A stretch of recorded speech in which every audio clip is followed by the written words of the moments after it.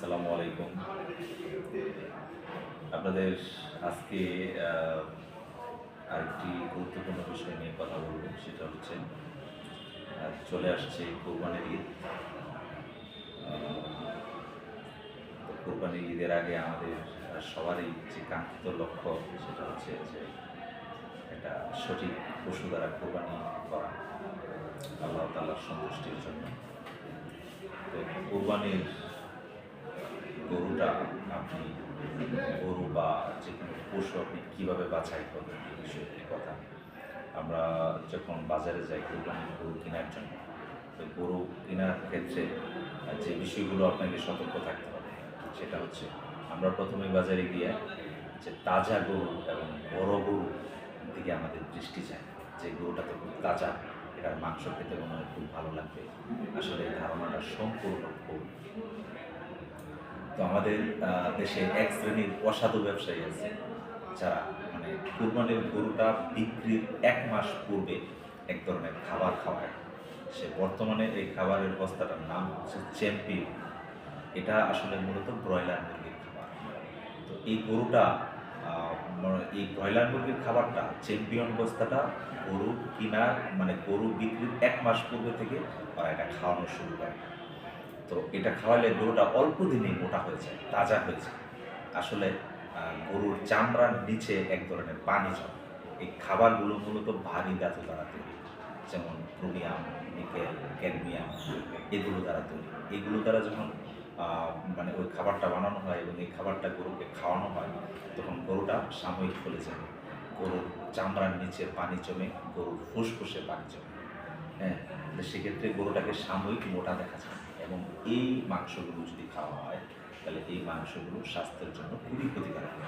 ওই ভারী পদার্থগুলো মাংসের দ্বারা আমাদের শরীরে আসে খাদ্য শৃঙ্খলের মাধ্যমে এবং এগুলোকে বলা হয় ক্যান্সার সৃষ্টিকারী উপাদান কার্সিনোজেন।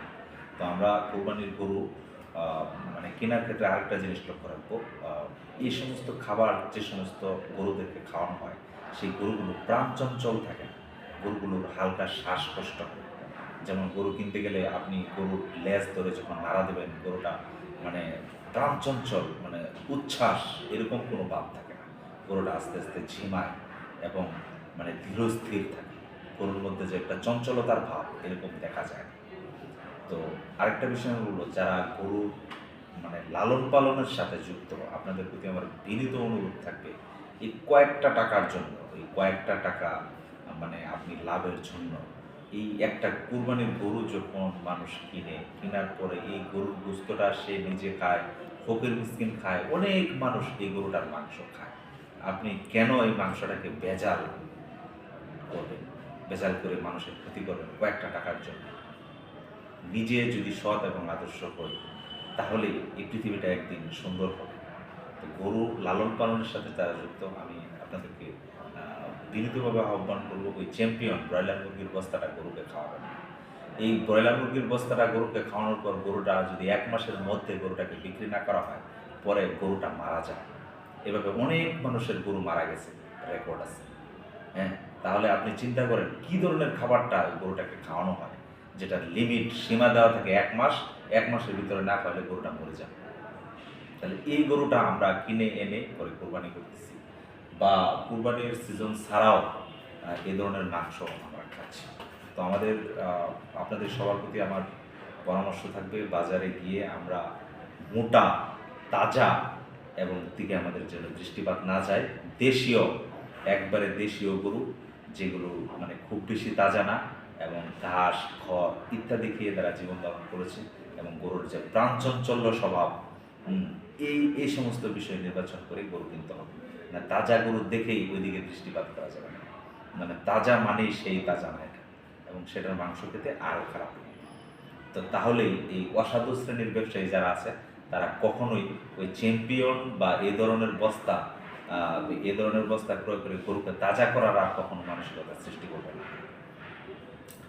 আর আরেকটা বিষয় যেটা লক্ষ্য রাখা উচিত, অবশ্যই কোরবানির গরুর বয়স ২ বৎসর হতে হবে। আর ২ বৎসর হওয়ার পরে যদি দাঁত নাও উঠে তাও সেটা কোরবানির যোগ্য।